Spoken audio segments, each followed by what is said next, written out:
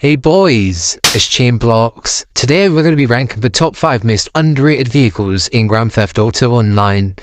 These will be vehicles that I believe people do not really talk much about, and also vehicles that people call bad, but these vehicles are actually good.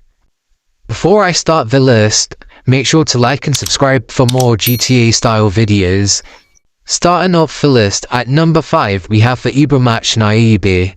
And you may be surprised on why this is on the list, but it's because people mainly only talk about the HSW version of this car, and not the normal version. This is because the HS version is exceptional with a top speed of 160 miles per hour, however the normal version is still exceptionally good as well. The acceleration is really fast, and the car handles really nice, and has a pretty good top speed without HSW. I believe this is one of the best cars on last gen. And I believe the Naibe is only underrated because people mainly only talk about the HSW version and not really the normal version, as it's a lot better. Also, the Naibe looks exactly like the BMW i8 and is super realistic. And I would recommend getting this car because it is good value for the money.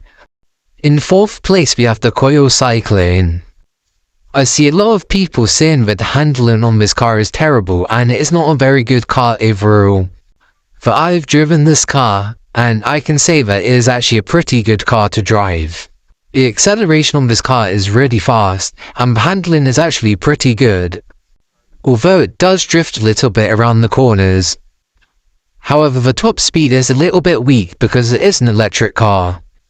And I don't really see why people dislike this car because I do think it is a really cool car to have. It may be because some people think that the car doesn't really look all that great. But I think the car doesn't even look that bad really. Coming in at number 3 we have the Canis Terminus Patrol. I believe this car is underrated because many people choose the Hellcat and also the Corvette as their ideal police car. However, the Terminus's launch and acceleration is much faster in both of these vehicles, and is actually the best performing police car in the game. It also has a lot of customization you can do to the vehicle. If you were to buy a police car, this would be the police car that I would recommend you buy.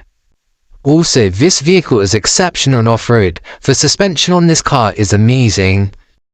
At number 2, I have put the Ocelot Stromberg. I believe this car is underrated because the Toreador outshines it in pretty much every way. However, it's not to say that the Stromberg is a bad vehicle. For starters, this vehicle is cheaper than the Toreador, and also can fire more missiles than the Toreador can. Although it's nowhere near as fast as the Toreador with a boost, it is still quite a fast car to drive. And I think that the Stromberg is a really good looking car as well. The Stromberg can also take 6 missiles and 2 RPG shots, which is also the same as the Toreador. This means it is very well armoured and is a good free mode car. I would recommend the Toreador over this, but I do think that the Stromberg is still a good car to buy later on. Okay, well at number 1 we have the Ocelot Jugular. First off, I just want to say how exceptional the sound of this car is. Take a listen.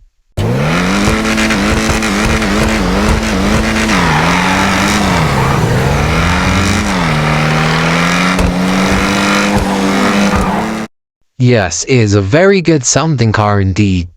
I barely see anybody talking about this car, despite its exceptional performance and looks. First of all, it is all-wheel drive, so the launch and acceleration is so fast. It also has a really high top speed of 133 miles per hour. This car also has really good handling, and also benefits from curb boosting and jumps. It is also a good price at around 1.2 million and 800k of the trade price. Anyways guys, that's it for the video. Comment any more lists and ideas you want me to do in the future. Peace out.